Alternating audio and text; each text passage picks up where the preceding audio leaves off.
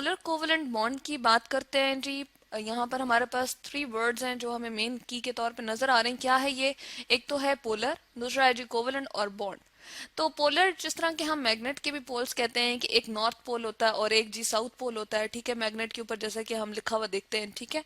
यानी कि दो ऑपोजिट चीजें एक दूसरे के जो एक्सट्रीम पे हों उसको हम क्या कहते हैं जी? पोलर कहते हैं, ठीक है। लेकिन हम यहाँ पर केमिकल्स की चूंकि बात कर रहे हैं तो हम कोवलेंट बॉन्ड के लिहाज से इसको एक्सप्लेन करने की कोशिश करते हैं जी। कोवलेंट जैसे कि पहले भी हमने बताया था, को का मतलब क्या होता है जी? टू, ठीक है। और वैलेंट यानी कि उनके वैलेंस शेल से, जो वैलेंस आखिरी वाला उनका शेल होता है, उससे हमें क्या होता है जी? कंसर्न होता है। और हम क्या करते हैं कि दो एटम जो है वो आपस में क्या करते हैं, आखिरी वाले शेल में मौजूद इलेक्ट्रॉन की शेयरिंग से अपने दरमियान में एक राब्ता सा बना लेते हैं। उसको हम क्या कहते हैं जी? बॉन्ड कहते हैं, ठीक है, या इंटरेक्शन सी बना लेते हैं, ठीक है।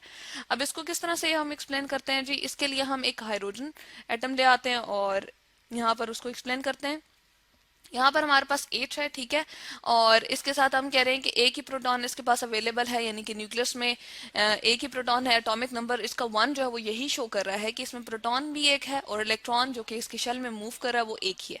और ये इसका वैलेंस शेल है, यानी कि आखिरी इसका यही शेल है। और कौन सा इसका आखिरी शेल हो सकता है जिसमें इलेक्ट्रॉन मौजूद है? अब हम क्या करते हैं जी? इसकी बॉन्डिंग जो है वो हम शो कराने के लिए क्लोरीन का एटम जो है वो ले आते हैं, ठीक है। और उसका एटॉमिक नंबर जैसा कि हमें मालूम है, यहाँ पर हम ले आए 17 है, ठीक है। यानी कि 17 उसमें प्रोटॉन जिन पे पॉजिटिव चार्ज होता है न्यूक्लियस में अवेलेबल होते हैं, न्यूट्रॉन 18 होते हैं। जबकि इलेक्ट्रॉन जो मूव कर रहे होते हैं वो कितनी तादाद में होते हैं जी? 17 तादाद में होते हैं। पहले में मैक्सिमम 2 आ सकते हैं, अगले में 8, और नेक्स्ट में जो है हमारी नीड के अकॉर्डिंग 7 चाहिए। अब इसको स्टेबल होना है और इस एटम को भी स्टेबल होना है, क्योंकि कोवलेंट बॉन्ड जैसे कि हमने शुरू में डिस्कस किया था बनता ही इस वजह से है कि दो एटम्स इलेक्ट्रॉन की शेयरिंग करते हैं, ठीक है, और स्टेबिलिटी की तरफ चले जाते हैं। अब क्या हुआ, ये इन दोनों के दरमियान में बॉन्ड बन गया। एक को क्रॉस से मैंने शो किया और एक को डॉट से। याद रहे कि डॉट और क्रॉस से जो हम शो करते हैं उसको हम लिविस फार्मूला कहते हैं जी। और क्या होगा, ये इलेक्ट्रॉन हाइड्रोजन अपने अंदर भी मूव कराएगा और क्लोरीन के अंदर भी। इसी तरह से क्लोरीन अपना इलेक्ट्रॉन इसके अपने अंदर भी मूव कराएगा और इसको भी देगा।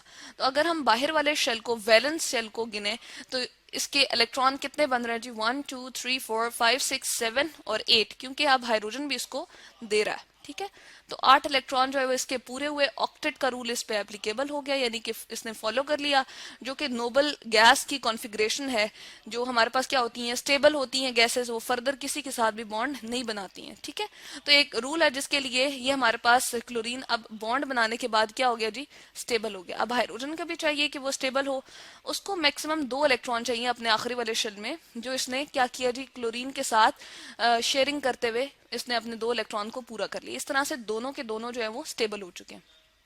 अब हम बात कर रहे थे पोलर कोवलेंट की, तो वो क्या है जी? कि यहाँ पर प्रोटॉन को देखें वो 17 है, यहाँ पर प्रोटॉन जिसके ऊपर पॉजिटिव चार्ज है वो 1 है, यहाँ पे पॉजिटिव चार्ज हमारे पास 17 है, तो ज्यादा पॉजिटिव चार्ज क्लोरीन के पास हुआ। वो इसके एक इलेक्ट्रॉन को बहुत आसानी से अपनी तरफ खींच लेता है, ठीक है।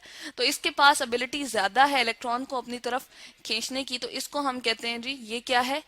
मोर इलेक्ट्रो नेगेटिव एटम है, ठीक है। इलेक्ट्रो यहाँ पर हम लिख देते हैं नेगेटिव, यानी कि प्रोटॉन की तादाद इसके पास ज्यादा है। इसके पास एबिलिटी जो है इलेक्ट्रॉन की दूसरे एटम जिसके साथ भी ये यहाँ पर हाइड्रोजन के साथ जुड़ा हुआ है, तो इसके साथ जो है वो इसके इलेक्ट्रॉन को अपनी तरफ ज्यादा ये क्या कर लेता है जी? खींच लेता है। किसी भी एटम की ये एबिलिटी कि उसके पास न्यूक्लियस में ज्यादा प्रोटॉन अवेलेबल है, वो दूसरे वाले एटम के इलेक्ट्रॉन को ज्यादा पुल कर सकता है अपनी तरफ, तो इसको हम कहते हैं जी वो एटम हमारे पास मोर इलेक्ट्रोनेगेटिव है, और इस एबिलिटी को इलेक्ट्रोनेगेटिविटी कहते हैं जी। और इसी वजह से इनके बॉन्ड में क्या आ जाती है जी? पोलैरिटी डेवलप हो जाती है। अब चूंकि ये अपनी तरफ ज्यादा इलेक्ट्रॉन को खींच रहा है, तो हम कहते हैं कि ये क्या हुआ? मोर इलेक्ट्रोनेगेटिव हुआ। और इसको यूजुअली हम शो किस तरह से करते हैं? पार्शियल नेगेटिव से, और इसको हम पार्शियल पॉजिटिव से शो कर देते हैं, ठीक है। अब ये जो मैंने पार्शियल का साइन लगाया, इसको सिग्मा भी बाज़ औक़ात कहते हैं, डेल्टा भी कहते हैं। पार्शियल का मतलब ये है कि पूरा नहीं, ये नहीं हुआ कि इलेक्ट्रॉन पूरा का पूरा उसमें चला गया, बल्कि क्लोरीन में सलाहियत ज्यादा है कि वो इसको ज्यादा देर अपनी तरफ खींच लेता, ठीक है। इस वजह से इसके ऊपर पार्शली नेगेटिव आ गया चार्ज और इसके ऊपर पार्शली पॉजिटिव। अब पोल्स बन गए ना, दो ऑपोजिट है, एक पॉजिटिव पोल बन गया और एक नेगेटिव पोल बन गया। इसीलिए इस बॉन्ड को हम क्या कहते हैं जी? Polar covalent bond. इसके लिए अगर हम इलेक्ट्रॉनिक शेल की इनकी थोड़ी सी फिगर ले आए तो वो ज्यादा हमें क्लियर हो जाएगा क्योंकि इलेक्ट्रॉन कोई ऐसे होते तो है नहीं कि यहाँ पर पड़े हुए हैं जी डॉट्स की फॉर्म में यहाँ में नजर आ रहे हैं। अगर इसको microscopic view, electronic microscopic view देखें तो न्यूक्लियस जो है वो हमारे पास मैसिव सा इस तरह से नजर आ रहा है और हाइड्रोजन का जो वो छोटा सा नजर आ रहा है। अब यहाँ से शो हो रहा है कि क्लोरीन ने इलेक्ट्रॉनिक क्लाउड अपनी तरफ ज्यादा किया हुआ है, उसका इलेक्ट्रॉनिक क्लाउड जो है वो ज्यादा है।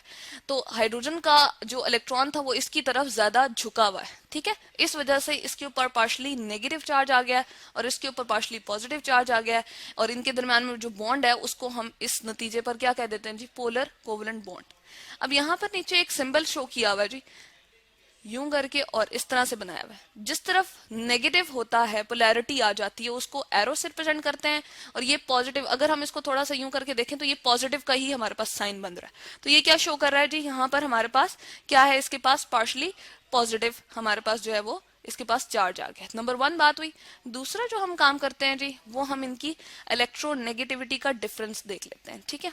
तो हम यहाँ पर इलेक्ट्रोनेगेटिविटी के लिए मैं EN लिख रही हूँ जी। अगर हम इसका डेल्टा फाइंड करें, मुझे यहाँ पर बल्कि डेल्टा लिखना चाहिए, चले हम इसको डेल्टा लिख देते हैं। डेल्टा केमिस्ट्री में जो हमारे पास आता है फर्क के लिए, यानी कि दो चीजों के दरम्यान अगर हम डिफरेंस कर रहे हो तो उसके लिए हम जो है वो डेल्टा का साइन जो है सिंबल यहाँ पर रिप्रेजेंट करते हैं, ठीक है।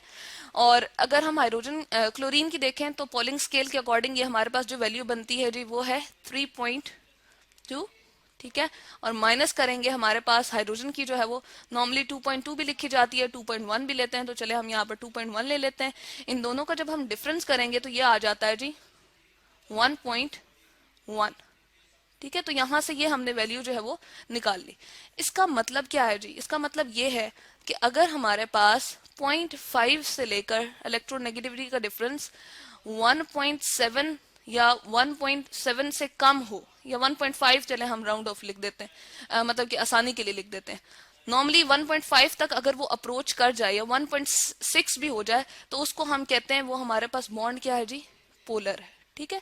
तो यहां से ये भी इंपॉर्टेंट बात जो है हमें पता चल गई कि पोलर बॉन्ड की हम इलेक्ट्रोनेगेटिविटी की वैल्यू के डिफरेंस से भी निकाल सकते हैं कि आया कौन सा बॉन्ड हमारे पास पोलर है और कौन सा नॉन पोलर है। तो ये है जी पोलर कोवलेंट बॉन्ड। शेयरिंग होती है इलेक्ट्रॉन की दो एटम्स के दरमियान। एक एटम जो है वो ज्यादा इलेक्ट्रोनेगेटिव हो तो वो इलेक्ट्रॉन को अपनी तरफ ज्यादा खींच लेता है और इस वजह से उसके ऊपर पार्शली नेगेटिव चार्ज आ जाता है।